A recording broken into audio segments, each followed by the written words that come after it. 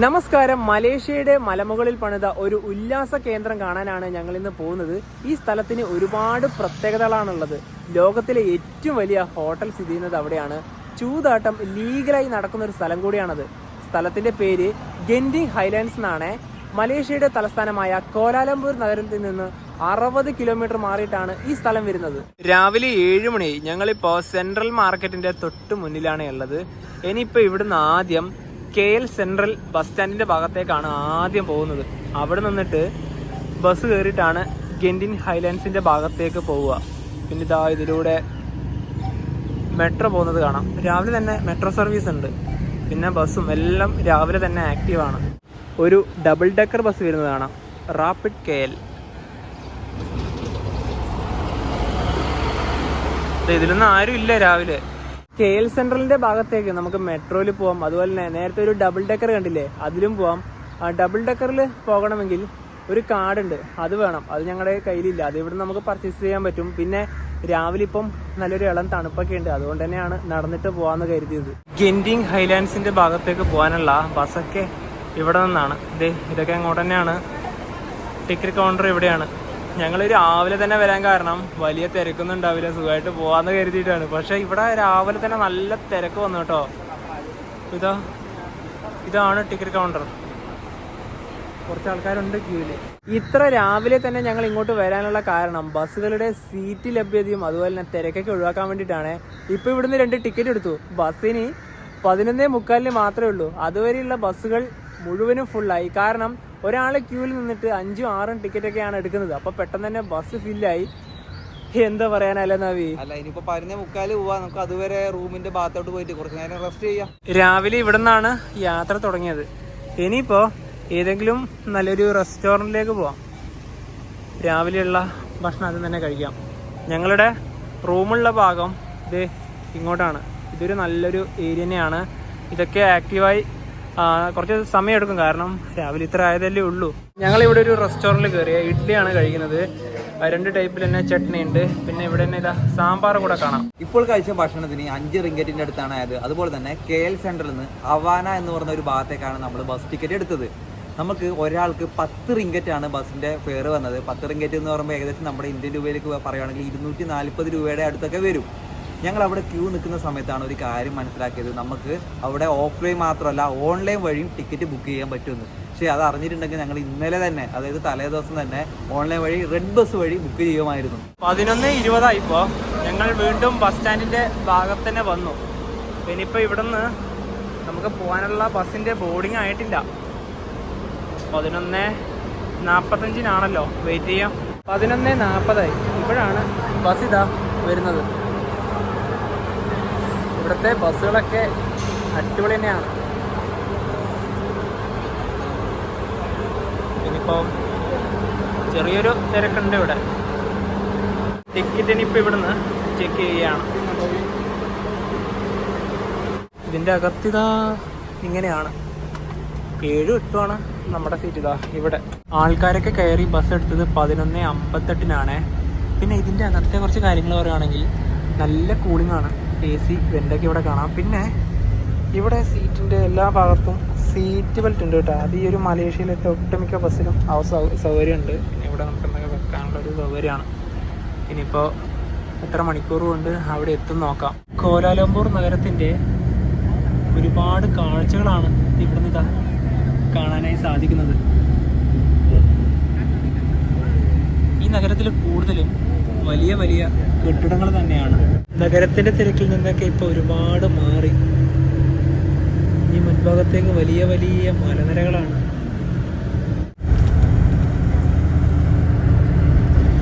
സമയം 1:05. നമ്മളങ്ങനെ Havana bus ടെർമിനലിന്റെ അടുത്തെത്താനായി. ബസ്സിൽ 1 മണിക്കൂറിന്റെ അടുത്തുള്ള യാത്ര തന്നെയാണ്. ഇനി നേരെ ഇതിന്റെ അകത്തേക്കാണ് കയറി പോകേണ്ടത്. സ്കൈവേ അതിൻ്റെ ആ ഒരു കൗണ്ടറൊക്കെ നേരെയാണ്. പിന്നെ ഇതിൻ്റെ അകത്ത് ഒരുപാട് സൗകര്യങ്ങളൊക്കെ ഉണ്ട്. തിരക്കില്ലാതിരുന്നാൽ മതിയായിരുന്നു. എന്നാൽ എളുപ്പത്തിൽ പോയി ടിക്കറ്റ് എടുക്കാം.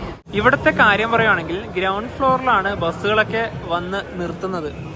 ഫസ്റ്റ് ഫ്ലോറും കഴിഞ്ഞു, സെക്കൻഡ് ഫ്ലോറും കഴിഞ്ഞു. ഇനിയിപ്പോൾ തേർഡ് ഫ്ലോറിലേക്ക് പോവുകയാണ്. ഇവിടെയാണ് സ്കൈവേൻ്റെ ടിക്കറ്റ് കൗണ്ടറൊക്കെ വരുന്നത്. സ്കൈവേയുടെ ടിക്കറ്റ് കൗണ്ടറുള്ള ഭാഗത്തെത്തിയേ. ഇവിടുന്നും ടിക്കറ്റ് എടുക്കാനായി സാധിക്കും. ഞങ്ങൾ ഇവിടെ ജസ്റ്റ് ഒന്ന് പോയി ചോദിച്ചു. അപ്പോൾ പറഞ്ഞത് ഈ ഒരു മെഷീനില്ലേ, ഇതിൽ നിന്ന് തന്നെ എടുക്കണം എന്നാണ്. എന്നാൽ പിന്നെ നമുക്ക് അതിൽ നിന്ന് എടുക്കാം. നമ്മുടെ കാർഡ് ഉപയോഗിച്ചിട്ടാണ് എടുക്കേണ്ടത്. ഞങ്ങളുടെ കയ്യിൽ ഇൻ്റർനാഷണൽ ഡെബിറ്റ് കാർഡ് ഉണ്ട്. അപ്പോൾ ഞങ്ങൾ കോലാലംപൂർ എയർപോർട്ടിൽ നിന്നും ബസ്സിൻ്റെ ടിക്കറ്റ് എടുത്തതും ഇങ്ങനെയുള്ള മെഷീൻ വഴി തന്നെയാണ്. നമുക്ക് ഇതിൽ നിന്ന് എടുക്കാം. ഇതിലിപ്പോൾ ഓരോരോ ഭാഷയുണ്ട്. നമുക്ക് ഇംഗ്ലീഷ് എടുക്കാം. ടുഡേ ഇതിൽ കൊടുത്തിരിക്കുന്നത് വൺ വേ അല്ലല്ലോ, ടു വേ അല്ലേ? ഇതിൽ 2 വേ ഇവിടെ റിട്ടേൺ ഇത് തന്നെ അല്ലേ? 2 പേര്. നെക്സ്റ്റ് കൊടുത്താൽ സെലക്ട് യുവർ നാഷണാലിറ്റി. ഇതുവഴി തന്നെ ടിക്കറ്റ് എടുത്തു. അപ്പോൾ നമ്മുടെ കാർഡ് വെക്കേണ്ടത് ഈ ഒരു ഭാഗത്താണ് കേട്ടോ. ഇവിടെ വലിയ തിരക്കില്ല കേട്ടോ. ഇവിടെ കാണുന്നില്ല, ഇതൊക്കെ തിരക്ക് വരേണ്ടതാണ്. എനിക്ക് തോന്നുന്നു ഉച്ചയ്ക്ക് ശേഷം ഇവിടെ നല്ല തിരക്കിന് എന്തായാലും വരുള്ളൂ. നമ്മുടെ ആ ഒരു ഭാഗത്ത് നമ്മളിതാ എത്തുകയാണ്. ഇതിൻ്റെ അകത്ത് എത്ര ആൾക്കാർ പോകുന്നൊക്കെ നമുക്ക് നോക്കാം. ഇനി ഇങ്ങോട്ടാണ്. ഈ ഒരു ടിക്കറ്റ് ഉണ്ട്. ഇത് സ്കാൻ ചെയ്യണം ഇവിടെ നിന്ന്. ഇതുവഴിയാണ് ഇപ്പം നടന്നു വന്നത്. ഇവിടെ സ്കാൻ ചെയ്ത് അകത്ത് കയറി. ഇനി നേരെ അതിന്റെ അകത്തേക്ക് കയറണം. നമുക്ക് ആകെ എത്രയാണ് ടിക്കറ്റ് ചാർജ് ആയത്? ഒരാൾക്ക് 19 റിംഗറ്റ് ആണ് വന്നത്. അത് 2 വേ ആണ്, അപ്പ് ആൻഡ് ഡൗൺ ആണ്. ഇനിയിപ്പോൾ നമുക്ക് മേലെ എത്തിയ ശേഷം കൊണ്ട് ടിക്കറ്റ് എടുക്കേണ്ട കാര്യങ്ങളൊന്നുമില്ല. പക്ഷെ നേരെ മറിച്ച് 1 വേ ടിക്കറ്റ് ആണെങ്കിൽ 11 റിംഗറ്റ് വരും. അത് ശരിക്കും പറഞ്ഞാൽ ഒരു നഷ്ടമല്ലേ അത് മാത്രം എടുക്കുന്നത്? അതെ, അതുകൊണ്ട് ഈ തിരക്ക് നമുക്ക് ഒഴിവാക്കാമല്ലോ. തീർച്ചയായിട്ടും. പിന്നെ ഇതിന്റെ അകത്തൊക്കെ ഒരുപാട് സൗകര്യങ്ങളൊക്കെ ഉണ്ട് കേട്ടോ. ഇതിന്റെ അകത്ത് പോവാം.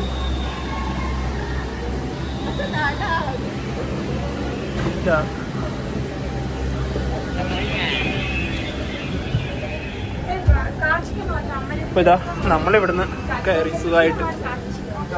അടുത്ത ആൾക്കാർ വെയിറ്റിംഗ് ആണ്. ഇതിന്റെ പുറകെ നോക്കിയാൽ വീണ്ടും വരുന്നുണ്ട് കേട്ടോ. ഓരോ സെക്കൻഡിലാണെന്ന് പറയാല്ലേ. ബസ് വന്നിറങ്ങിയ ഒരു സ്ഥലത്തിന്റെ ഒരു മുഴുവൻ കാഴ്ചയാണിത്. ഹവാന. അതിന്റെ പുറകിലായിട്ടും ഒരുപാട് കെട്ടിടങ്ങളൊക്കെ കാണാം. എന്തായാലും നമ്മൾ കയറ്റം കയറി പോവുകയാണല്ലോ. അതുപോലെ തന്നെ ഇവിടെ ഇപ്പം നല്ല മഴക്കാറാണ്. ഒരു മഴ പെയ്യാനുള്ള സാധ്യതയുണ്ട്. യാത്ര ചെയ്തിപ്പോൾ പകുതി ഭാഗത്തെത്താനായി. പിന്നെ ഇതിലൂടെയൊക്കെ റോഡ് പോകുന്നത് കാണാം. പിന്നെ ഇവിടെ ഒരു ക്ഷേത്രമുണ്ട്. ആദ്യം നമുക്ക് ഈ ഒരു ഭാഗത്ത് ഇറങ്ങാം.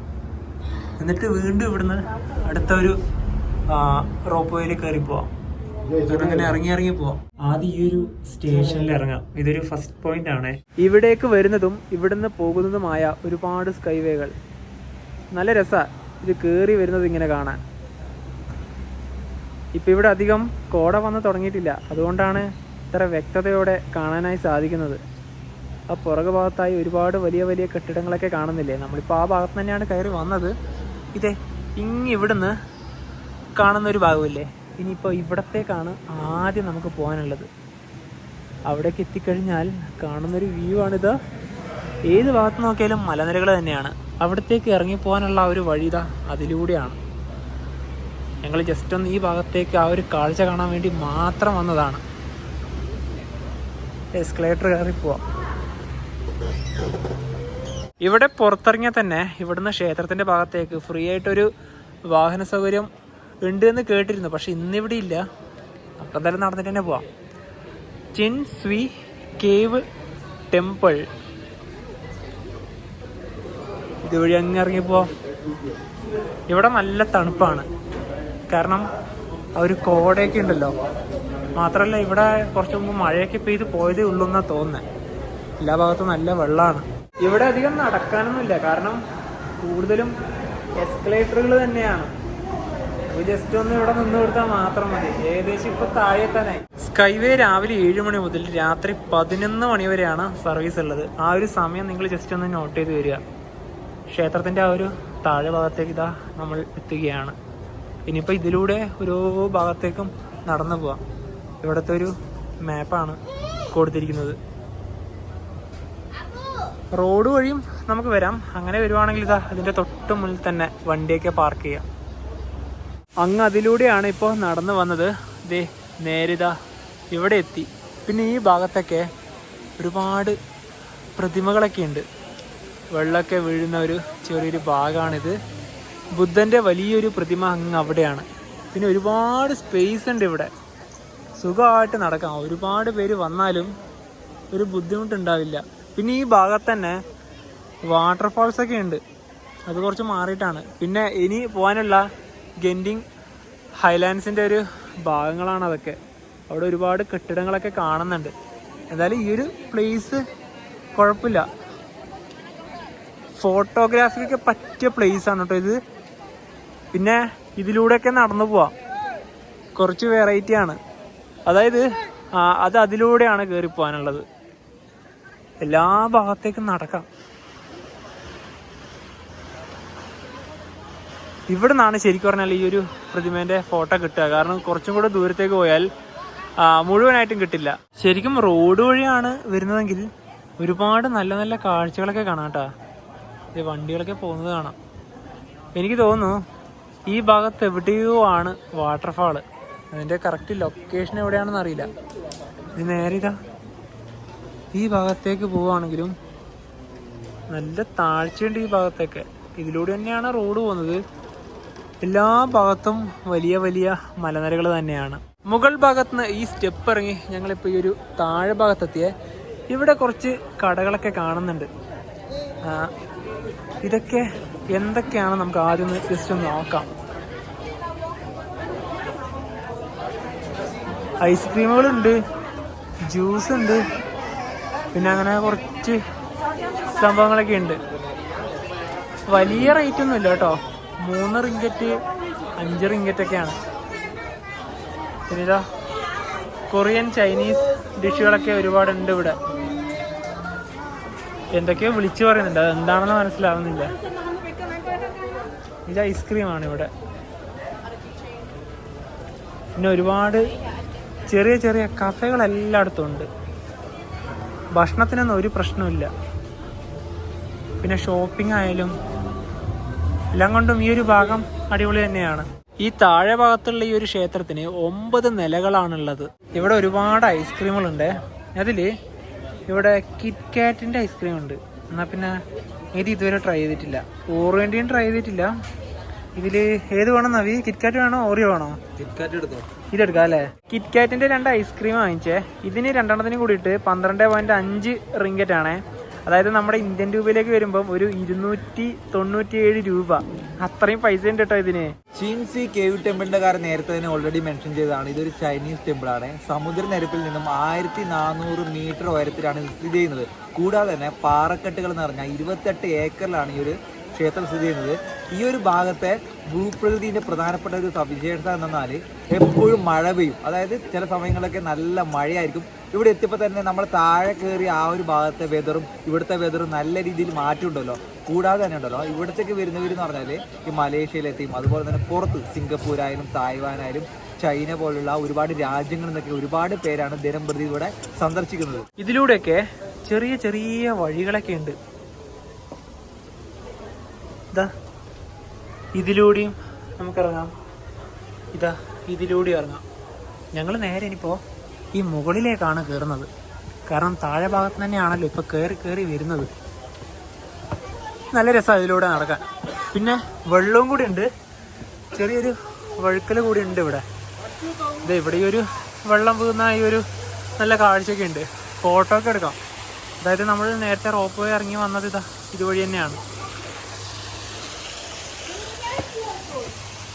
അതായത് നേരത്തെ ആ ഒരു നിന്ന സ്ഥലമില്ലേ അങ്ങാ താഴെ, അവിടുന്ന് പറഞ്ഞില്ലേ ഈ ഭാഗത്തേക്കും വരാൻ പറ്റുന്നത്. എന്തായാലും അടിപൊളിയാ. ഇത് ആ ഭാഗത്തേക്ക് ഒരുപാട് കോട കയറി വരികയാണ്. അവിടുത്തെ ആ ഒരു കാഴ്ചയൊക്കെ ഇനിയിപ്പോൾ വ്യക്തത എന്തായാലും കുറഞ്ഞു വരികയാണ്. ഇങ്ങനെ നടന്നു പോകാൻ നല്ല രസമാണ് കേട്ടോ. ഇവിടെയൊക്കെ ഓരോരോ ചെറിയ ചെറിയ പ്രതിമകളൊക്കെ ഉണ്ട്. ഇതാ ഇനി ഇവിടുത്തെ കാഴ്ചകളൊക്കെ കണ്ട് മുകളിലേക്ക് പോവുകയാണ്, ഗെൻഡിങ് ഹൈലൻഡിന്റെ ഭാഗത്തേക്ക്. അതിന്റെ പ്രൊണൗൺസിയേഷൻ പല രീതിയിലുണ്ട്, ജെൻഡിങ് എന്ന് വരെ പറയുന്നുണ്ട് കേട്ടോ. ആകെ മുകളിലേക്കുള്ളത് 1800 മീറ്റർ ആണ്. അതിലിപ്പോൾ 1400 മീറ്റർ ആണ് നമ്മളിപ്പോൾ വന്നത്. ഇനി ഒരു 400 മീറ്ററും കൂടെ പോകാനുള്ളൂ. സ്കൈവേയിലേക്ക് കയറാനുള്ള ആൾക്കാരുടെ തിരക്കാണിത്. ഇപ്പം മുതലാണ് ഇവിടെ തിരക്ക് കൂടിക്കൂടി വരുന്നത്. ക്യൂ പോകുന്നുണ്ട്, അതുകൊണ്ട് വലിയ കുഴപ്പമില്ല. ഇനി ഇവിടുന്ന് വീണ്ടും നമ്മുടെ ടിക്കറ്റ് സ്കാൻ ചെയ്തിട്ട് വേണം അകത്തേക്ക് കയറാൻ. മുകളിലേക്ക്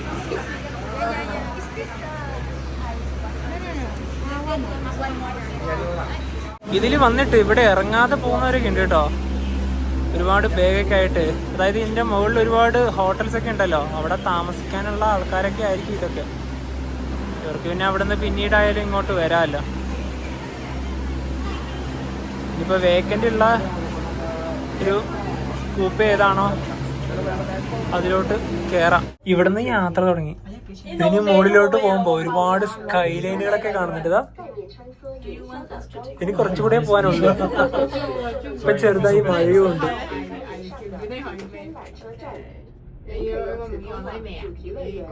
ഇങ്ങോട്ട് വരുന്നതില് ആൾക്കാരേ ഇല്ല, അങ്ങോട്ട് പോകുന്നതിന് തന്നെയാണ് നല്ല തിരക്ക്. ഇവിടെ ഈ മലയുടെ മുകളിൽ ഇങ്ങനെ ഒരു വലിയ സെറ്റപ്പ് ഇവർ ആക്കിയെടുത്തില്ലേ, അത് തന്നെയാണ് ഏറ്റവും വലിയൊരു കാര്യം. ഇവിടെയാണ് ആ ഒരു പോയിന്റ് വരുന്നത്. നമുക്ക് ഇറങ്ങേണ്ടത് ഇവിടെയാണോ അറിയില്ല.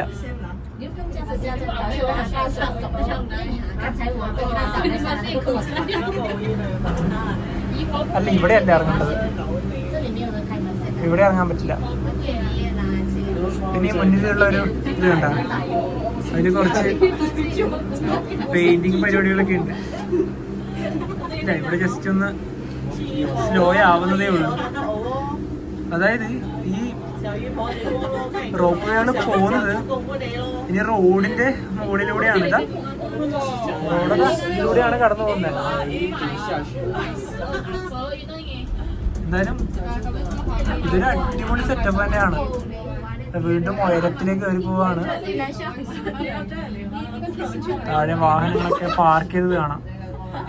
പിന്നെ ഇതാ ഈ ഭാഗത്തേക്കൊക്കെ ഹോട്ടൽസ് ആണ്.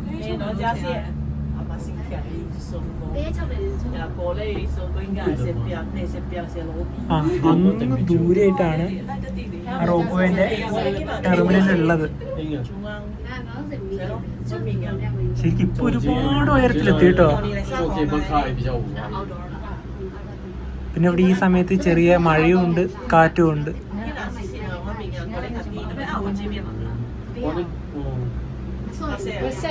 ഹോട്ടൽ, റിസോർട്ട്,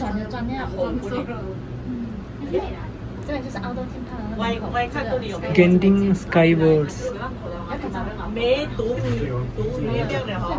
എന്തോരം പാർക്കുകളൊക്കെയാണെന്ന് നോക്കി ഇവിടെ. ശരിക്കൊരു സെറ്റപ്പ് സ്ഥലം തന്നെ. മലേഷ്യയിൽ വന്നിട്ട് ഒരിക്കലും ഈ ഒരു പ്ലേസ് മിസ്സാക്കരുത്. റോഡുകളൊക്കെ പോകുന്നത് നോക്കി ഇതിലൂടെ.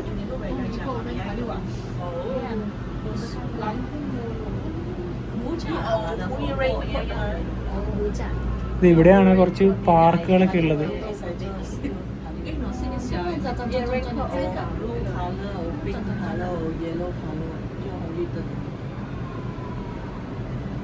ഇവിടെയാണ് ടെർമിനൽ വരുന്നത്. Sky avenue.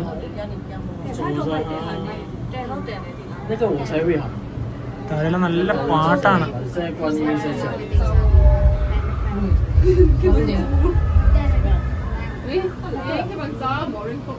10 മിനിറ്റ് കൊണ്ട് തന്നെ ഇവിടെ എത്തി. ഇപ്പൊ ശക്തമായ മഴ. ഇവിടെ എത്തുമ്പം കാലാവസ്ഥയും മാറി, അട്ടിമുടി. അങ്ങനെ ഇതാ നമ്മുടെ അവസാന പോയിന്റ്. റോപ്പ് വേ വന്നിറങ്ങി ഗെൻഡിങ് ഹൈലാൻഡ് സ്റ്റേഷൻ എന്നൊക്കെ എഴുതി കാണാം. ഇനി ഇതുവഴിയാണ് പുറത്തേക്ക് ഇറങ്ങാനുള്ളത്. വാവ്, അടിപൊളി. ഇവിടെയൊക്കെ ഫുഡ് സ്റ്റേഷൻസ് ആണ്. ഇവിടെയൊക്കെ എന്തൊക്കെയാണുള്ളത് നമുക്ക് ആദ്യം നോക്കാം. ഷവർമ, ഓരോ സാധനത്തിൻ്റെയും റേറ്റ് ഇവിടെ കൊടുത്തിരിക്കുന്നത് കാണാം. 10 റിങ്കറ്റ് അങ്ങനെ. ഇവിടെ മാത്രമല്ല, ഇതാ ഈ ഒരു ഭാഗത്തേക്കും ഉണ്ട്. ഇതിൻ്റെ അകത്തന്നെ ശരിക്കും പറഞ്ഞാൽ ഒരുപാട് കാണേണ്ട കാര്യങ്ങളുണ്ട് കേട്ടോ. താലി സെറ്റ്, അതായത് 38 റിങ്കറ്റ്. ഇത് ഓരോന്നിൻ്റെ റേറ്റ് ഇവിടെ വ്യക്തമായി കൊടുക്കുന്നുണ്ടല്ലോ. ഇത് ശരിക്കും പറഞ്ഞാൽ ഒരു അടിപൊളി സ്ഥലം തന്നെയാണ്. ഇതൊന്ന് നോക്കിയേ, ശാന്ത പൊന്നെ, ഇതൊരു സെറ്റപ്പ് സ്ഥലം തന്നെയല്ലേ. ഇത് നോക്കി, ആ ഭാഗത്ത് നോക്കിയേ, അവിടെ എത്ര ആൾക്കാരാണെന്ന് നോക്കിയത്. ആരാ സെൻട്രൽ ഭാഗത്ത് ശരിക്കും പറഞ്ഞാല് ഞെട്ടിച്ചു കളഞ്ഞു അല്ലേ. മലമുകളിൽ ഒരു സംഭവം ഉണ്ടെന്ന് ഞാൻ ഇത്രയൊന്നും പ്രതീക്ഷിച്ചില്ല. ഇത് കുറച്ച് അധികം തന്നെയാണ്. അപ്പോൾ നമുക്ക് ഇതിലൂടെ ഒക്കെ നടക്കാം. ഇവിടെ നമ്മുടെ ഒരു മാളിൽ കയറിയാൽ എങ്ങനെ ഉണ്ടാവും അതുപോലെ തന്നെയാണ് ഇവിടെ. അതായത് ഇനിയിപ്പോൾ സ്റ്റേഷൻ്റെ അകത്തേക്കുള്ള എൻട്രി ഇതിലൂടെയാണ്. എന്തായാലും ഇത് വളരെയധികം ഇഷ്ടപ്പെട്ടു കേട്ടോ.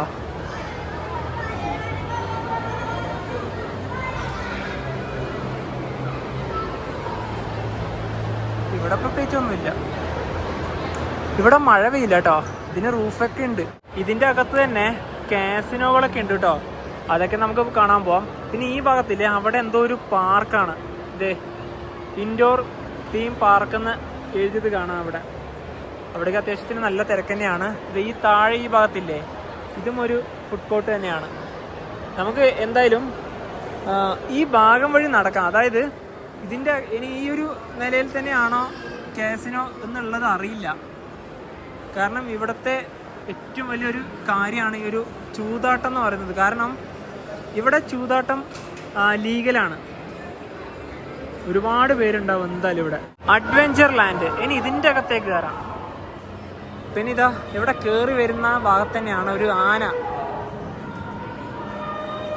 ശബ്ദമൊക്കെ കേൾക്കുന്നുണ്ട് കേട്ടാ, സ്പീക്കറാണ്. പിന്നെ ഇവിടെ ചെറിയൊരു ട്രെയിനൊക്കെ ഉണ്ട്. ഈ ട്രെയിൻ പോകുന്ന വഴിയാണ് ഇതിലൂടെ. ഫുഡ് കോർട്ടാണ്. ഇതൊരു സെറ്റപ്പ് ഭാഗം തന്നെയാണ്. Pizza hut. പിന്നെ ഇവിടെ കുട്ടികൾക്കുള്ള ഒരു ഡബിൾ ഡെക്കർ ബസ്സൊക്കെ ഉണ്ട്. ഇതാ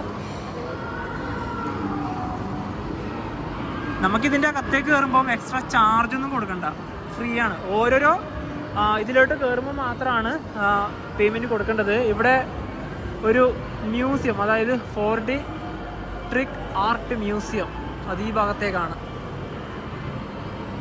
ഇത് മറ്റേ ഫോർമുല ഫണ്ണാണ് ഈ ഭാഗത്ത്.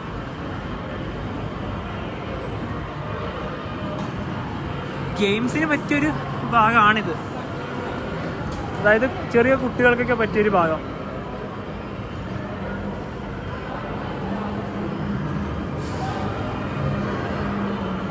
ഇൻഫിനിറ്റി. ഇവിടെ ഇതും ഉണ്ട് കേട്ടോ. ഇത് പേയ്മെൻറ്റ് ചെയ്യണം. ഇവിടെ പേയ്മെൻറ്റ് ചെയ്താൽ മാത്രമാണ് നമുക്കിത് ഇവിടെ നിന്ന് കളിക്കാൻ പറ്റുക. എല്ലാത്തിനും പേയ്മെൻറ്റ് തന്നെയാണ് മെയിനായിട്ട്. ഈ ഒരു ചെറിയ കാറില്ലേ, അതിൻ്റെ ഒരു പോയിന്റ് ഇതാ ഇവിടെയാണ്. ഇവിടെ ഈ ബോർഡിൽ ഫസ്റ്റ് വേൾഡ് ഹോട്ടൽ എന്ന് എഴുതിയത് കാണുന്നില്ലേ, ഇതാണ് ലോകത്തിലെ ഏറ്റവും വലിയ ഹോട്ടൽ.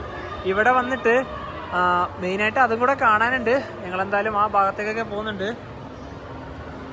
ഇനിയിപ്പോൾ ഇതിൻ്റെ ഈ ഒരു ഭാഗത്ത് വന്നിട്ട് ഇതാ ഇവിടുന്ന് കാണുന്നൊരു കാഴ്ച. ഇവിടെ ഒരുപാട് ഹോട്ടലുകളുണ്ട്. അതിലിതാ ഫസ്റ്റ് വേൾഡ് ഹോട്ടൽ ലോബി. നേരെ ഇനി ഇങ്ങോട്ടാണ് ഹോട്ടലിൻ്റെ ഭാഗങ്ങൾ. ഇനി ഇവിടെയും ചെറിയ ചെറിയ കടകളൊക്കെ ഉണ്ട്. സ്റ്റാർബക്സ് ഇതാ ഇവിടെ തന്നെ എഴുതിയിരിക്കുന്നതാണ്. ഇവിടെ 7351 റൂംസ് ഉണ്ട് കേട്ടോ. എൻ്റെ പൊന്നെ, ഇത്രയും റൂമുകളാണ് ഈ ഒരു ഹോട്ടലിൻ്റെ അകത്തുള്ളത്. സെറ്റപ്പ് തന്നെയാണ് ഹോട്ടലപ്പോ. എവിടെയാ ഹോട്ടൽ? ശരിക്കും ഇതൊരു അടിപൊളി ഭാഗം തന്നെയാണ്. ഇതാണ് കേട്ടോ ആ ഒരു ഹോട്ടല്. അപ്പോൾ ഞങ്ങളും ലോകത്തിലെ ഏറ്റവും വലിയൊരു ഹോട്ടലിൻ്റെ ചെക്കിംഗ് ഭാഗത്തേക്ക് ഇതാ എത്തിയിരിക്കുകയാണ്. ഇവിടെ എല്ലാ ഭാഗത്തും ചെക്കിംഗ് കൗണ്ടറുകളുണ്ട്. കാരണം അത്രയും റൂമുണ്ട്, അത്രയും ആൾക്കാർക്ക് ചെക്കിങ് ചെയ്യണം. നോക്കി അതിൻ്റെ കൗണ്ടറുകളാണിത്. സെറ്റപ്പ് അല്ലേ? ഇനി മാറി വന്നേക്കാം. വരും വർഷങ്ങളിൽ ഇതിനേക്കാളും മുറികളും വലിയ ഹോട്ടലൊക്കെ വന്നേക്കാം. എന്നാലും നിലവിലിപ്പോൾ ലോകത്തിലെ ഏറ്റവും വലിയ ഹോട്ടൽ ഇത് തന്നെയാണ്.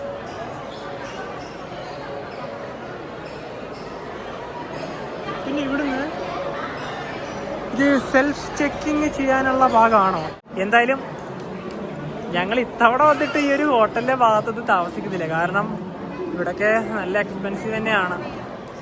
ഏതെങ്കിലും വർഷം എപ്പോഴെങ്കിലും വന്നു കഴിഞ്ഞാൽ ഇവിടെ താമസിക്കാൻ നോക്കാം. കാരണം അതൊരു എക്സ്പീരിയൻസ് തന്നെ ആവുമല്ലോ. പറയാലോ ഒന്നുമില്ലെങ്കിലും ഞാൻ ലോകത്തിലെ ഏറ്റവും വലിയ ഹോട്ടലിൽ താമസിച്ചു എന്ന്. ഞങ്ങളെന്തായാലും ഇനിയിപ്പോൾ ഇവിടുന്ന് പോവുകയാണ് കേട്ടോ. ഈ സമയത്തൊക്കെ ഇവിടെ എത്ര ആൾക്കാരാണ്. എല്ലാ രാജ്യത്തു നിന്നുള്ള ആൾക്കാരുണ്ട് കേട്ടോ. കൂടുതലും ആൾക്കാർ ഈ ചൈന അങ്ങനെയുള്ള രാജ്യങ്ങളില്ലേ, നമ്മൾ ഏകദേശം ഒരു ഫേസൊക്കെ കണ്ടിട്ടാണ് പറയുന്നത്. ഇന്തോനേഷ്യ, ചൈന, സിംഗപ്പൂരുണ്ട് കൂടുതലായിട്ടും. സിംഗപ്പൂർ പിന്നെ വളരെ അടുത്താണ്.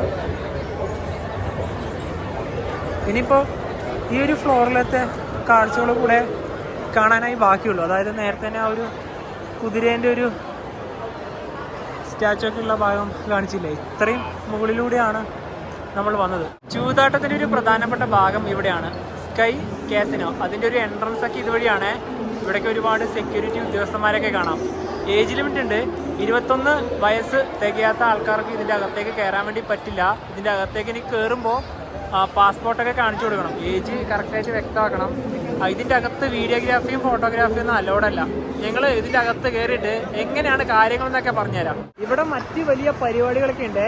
കാസിനോൻ്റെ അകത്ത് ഞങ്ങൾ കയറുമ്പോൾ പാസ്പോർട്ട് കാണിച്ച് അതിലത്തെ ഏജ് കറക്റ്റായിട്ട് നോട്ട് ചെയ്യും. പിന്നെ അതിൻ്റെ അകത്തുണ്ടല്ലോ ഓൺലൈൻ വഴിയും ഗാംബ്ലിംഗ് ഉണ്ട്. അതായത് ഓൺലൈൻ വഴിയും ചൂതാട്ടം കളിക്കുന്നുണ്ട്. അതോടൊപ്പം തന്നെ ഈ ടേബിളൊക്കെ ഒരുപാട് ടേബിളുണ്ട്. ആ ടേബിൾ പൈസ വെച്ചിട്ടും ചൂതാട്ടം കളിക്കുന്നതൊക്കെ കാണാം. ശരിക്കും പറഞ്ഞാൽ ഒരുപാട് പേരുണ്ട്. വിദേശത്തു നിന്നൊക്കെ ഒരുപാട് പേര് വന്നിട്ട് തന്നെയാണ് ഇവിടുന്ന് ഇതൊക്കെ കളിക്കുന്നത്. ഞങ്ങൾക്ക് ശരിക്കും പറഞ്ഞാൽ ഇതിനോട് വലിയ താല്പര്യമൊന്നുമില്ല. അതുകൊണ്ട് പെട്ടെന്ന് തന്നെ അവിടെ നിന്ന് ഇറങ്ങി. അങ്ങനെ ഈ ഒരു ഭാഗത്തെ കാഴ്ചകളൊക്കെ നമ്മൾ ഒരുപാട് കണ്ടു. ഇനിയിപ്പം ഇവിടെ നിന്നൊക്കെ പതിയെ ഇറങ്ങാം. ഒരുപാട് നേരെ ഇതിൻ്റെ അകത്ത് തന്നെ നമ്മൾ വന്ന് നിന്നിട്ട് ഇതിൻ്റെ പുറത്തേക്ക് ആദ്യം ഇറങ്ങാനാകുമോ എന്ന് നോക്കട്ടെ. ഒരു എക്സിറ്റ് വേ കാണുന്നില്ല എവിടുന്ന്. ഇനിയിപ്പോൾ റോപ്പ് വേ കയറേണ്ടത് ഏറ്റവും മുകളിൽ നിന്നാണ്. അത് കറക്റ്റായിട്ട് അറിയാം.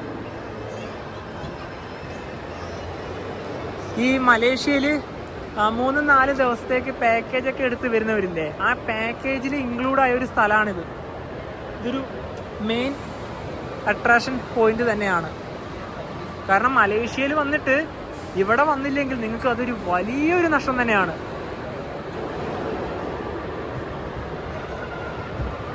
ഓ ഇത് അതിൻ്റെ അകത്തിട്ടാൽ നമുക്ക് സമ്മാനം കിട്ടും. നല്ലൊരു പരിപാടിയാണ്. അപ്പം അതിന് 10 റിങ്കറ്റാണ്, കുറച്ച് കൂടുതൽ. ഇവിടെ ഒരുപാട് ഗെയിംസ് ആണ് കേട്ടോ. ഇത് ജയിച്ചു കഴിഞ്ഞാൽ ഇങ്ങനത്തെ പാവകളോ അങ്ങനെ വല്ലതും കിട്ടും. ഇത് ബാറാണ്. ബിയറൊക്കെ ഇവിടെ വന്നിരുന്ന് കുടിക്കുന്ന ഒരുപാട് ആൾക്കാരെ കാണാം. ഇത് ഈ 2 ഭാഗത്തുണ്ട്.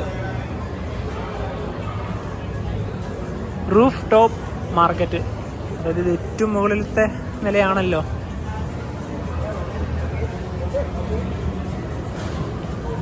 ഈ ഓരോ ഫുഡും അത് ഓരോരോ രാജ്യത്തിൻ്റെ പ്രത്യേകതയാണ്.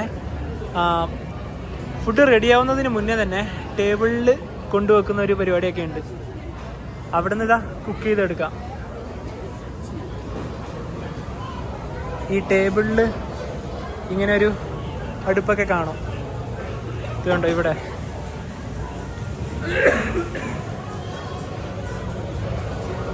അങ്ങനെ ഒരുപാട് സംഭവങ്ങളൊക്കെ ഉണ്ട് ഇവിടെ. ഇവിടെ മലേഷ്യൻ ഫുഡ് സ്ട്രീറ്റ് എന്ന് കാണാം, പെറ്റാലിംഗ് സ്ട്രീറ്റ്. അപ്പോൾ ഇതിൻ്റെ അകത്തെ ഒരു കാഴ്ചയ്ക്ക് ഇങ്ങനെയാണ്. ഒരുപാട് ടേബിൾസ് ഒക്കെ ഉണ്ട്, എവിടെ വേണമെങ്കിലും പോയിരിക്കാം.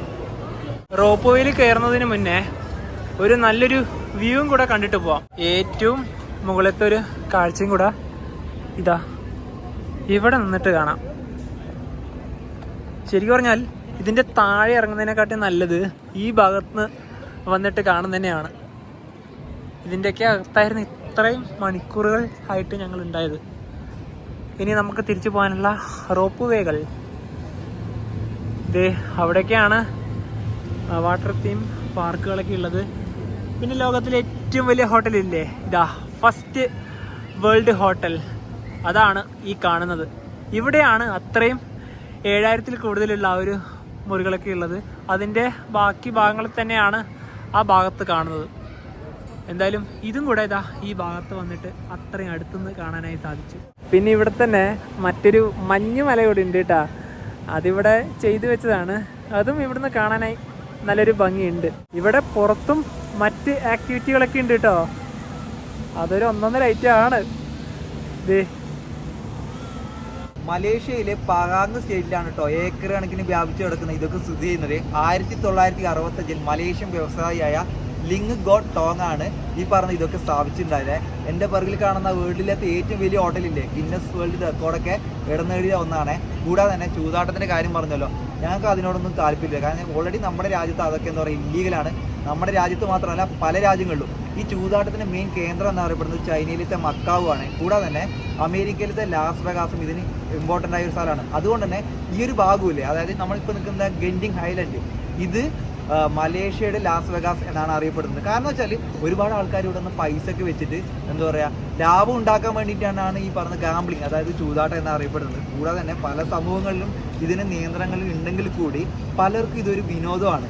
അതുകൊണ്ട് തന്നെ പലർക്കും ഇത് ലാസ്റ്റ് കടുത്ത സാമ്പത്തിക ബാധ്യതകളും കൂടാതെ തന്നെ മാനസിക പ്രയാസങ്ങൾക്കും ശക്തമായിട്ടൊരു ഭാഗമാകുന്നുണ്ട്. നമ്മളിനി തിരിച്ച് റോപ്പ് വേ കയറി പോവാണേ. ഇവിടെ വലിയ തിരക്കില്ല. റോപ്പ് വേയിൽ കയറി 4:50 ഇപ്പം. ഇനി എത്ര മണിക്കാണിത് താഴെ എത്തുക നോക്കാം.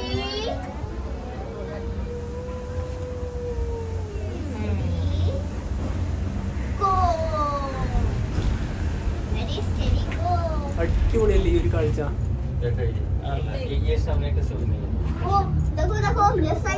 ഈ തിരിച്ചിറങ്ങുമ്പോ നവി നേരത്തെ നമ്മ ഇറങ്ങിയ ഭാഗമില്ലേ, അവിടെ നിന്ന് കുറച്ച് ആൾക്കാർ എന്തായാലും കയറുമായിരിക്കും അല്ലേ? ഇതിലെന്തായാലും കയറില്ല. ഇതിന്റെ അകത്ത് ആൾക്കാർ ഫുള്ള് തന്നെയാണ്. പാർക്കൊക്കെയാണ് ഇവിടെ. ഒരുപാട് ആക്ടിവിറ്റീസുകളൊക്കെ കാണാം. ഞങ്ങൾ പിന്നെ മഴ കാരണമാണ് ഈ ഒരു ഭാഗത്തേക്ക് വരാതെ നിന്നത്.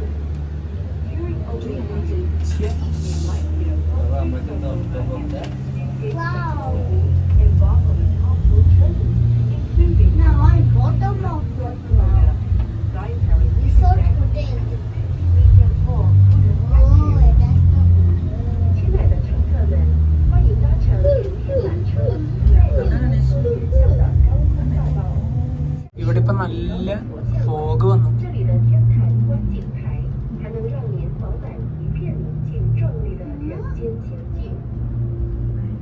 Selamat datang ke Awana Skyway. Jalan merentas awal. Di bawah kita sekarang adalah Genting Sky World. Satu-satunya taman tema terbang. Zero visibility ആണ്. നമ്മൾ നേരത്തെ ആ ടെമ്പിളിന്റെ ഭാഗത്ത് പോയില്ലേ, അതിപ്പാണെങ്കിലുണ്ടല്ലോ ഒന്നും കാണാൻ സാധിക്കില്ല. ഇതാ പക്ഷെ ഒരു വെറൈറ്റി എക്സ്പീരിയൻസ് തന്നെയാണ് ഇത്.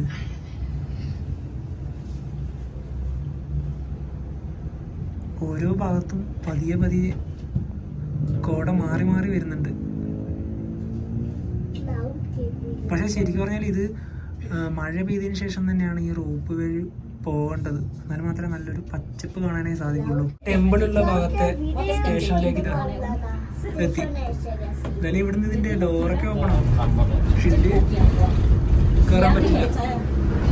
മുകളിൽ നിന്ന് വേണമെങ്കിൽ ഇവിടെ വീണ്ടും ഇറങ്ങിയിട്ട് അടുത്ത റോപ്പിലേക്കൊക്കെ വേണമെങ്കിൽ കയറി പോവാം.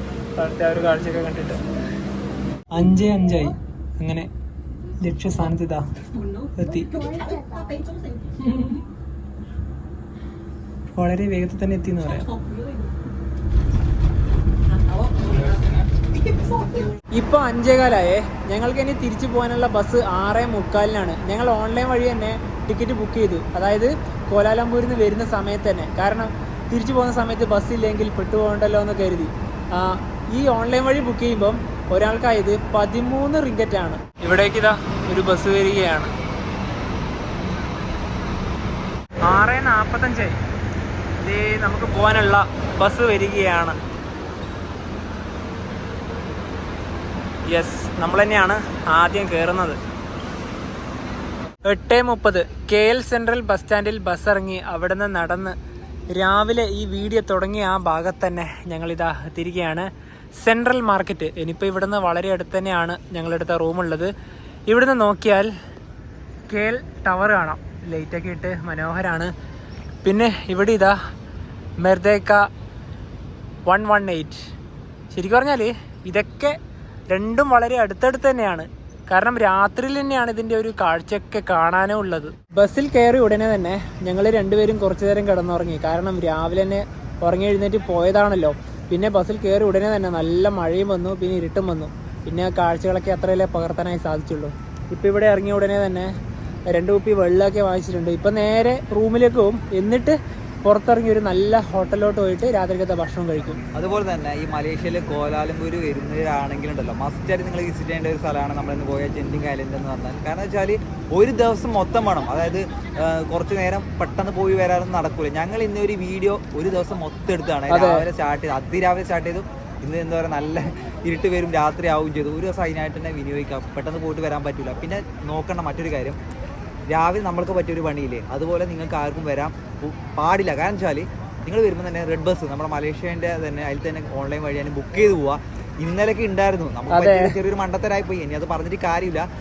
ഓൺലൈൻ വഴി ബുക്ക് ചെയ്യുക, നേരെ പോവുക. അതാണ് ഏറ്റവും ബെറ്റർ ഓപ്ഷൻ. എന്നിട്ട് എന്താ ചെയ്യുക, അതേപോലെ തിരിച്ചു വരുന്ന ടിക്കറ്റ് മാക്സിമം ബുക്ക് ചെയ്യുക. കാരണം വെച്ചാൽ തിരിച്ചു വരുന്നതിൻ്റെ കാര്യം ഞാൻ പറയാം. എന്താ പറയുക, ഞങ്ങൾ രാവിലെ തിരിച്ചു വരുന്ന ടിക്കറ്റ് എടുക്കുന്ന സമയത്ത് വളരെ കുറച്ച് സീറ്റുകൾ മാത്രമേ ബസ്സിലുണ്ടായിരുന്നുള്ളൂ. അപ്പോൾ ഇവർ പെട്ടെന്ന് തന്നെ അടുത്ത ദിവസത്തിലേക്ക് ഇത് മാറ്റി തരും. അപ്പോൾ നമ്മൾ ഡേറ്റ് പെട്ടെന്ന് ഇന്നത്തെ ഡേറ്റ് വെച്ച് ചെക്ക് ചെയ്തിട്ട് അതിൽ കുറച്ച് ബസ്സുകൾ മാത്രമേ കാണിക്കുള്ളൂ. അത് ചിലപ്പോൾ കിട്ടണമെന്നില്ല. ചിലപ്പോൾ നാളത്തെ ആയിരിക്കും നമ്മൾ ചിലപ്പം അറിയാതെ ബുക്ക് ചെയ്ത് പോകുന്നത്. അതുപോലെ അത് ഉദ്ദേശിച്ചത് സോൾഡ് ഔട്ട് ആയിട്ടുണ്ടെങ്കിൽ ഓട്ടോമാറ്റിക്കലി നാളത്തെ ഡേറ്റിലേക്ക് പോകും. അതൊക്കെ നോക്കണം. അതുപോലെ തന്നെ തിരിച്ചു വരുന്ന ബസ്സിന്റെ ടിക്കറ്റ് നേരത്തെ ബുക്ക് ചെയ്യണം. അവിടെ വന്നിട്ട് ഓഫ്ലൈൻ വഴി നോക്കിക്കഴിഞ്ഞാലുണ്ടല്ലോ എല്ലാം തീർന്നു എന്ന് പറയും. അതുപോലെ തന്നെ മസ്റ്റ് ആയിട്ട് ഓൺലൈൻ വഴി ബുക്ക് ചെയ്തിട്ട് തന്നെ വരുന്നതായിരിക്കും നല്ലത്.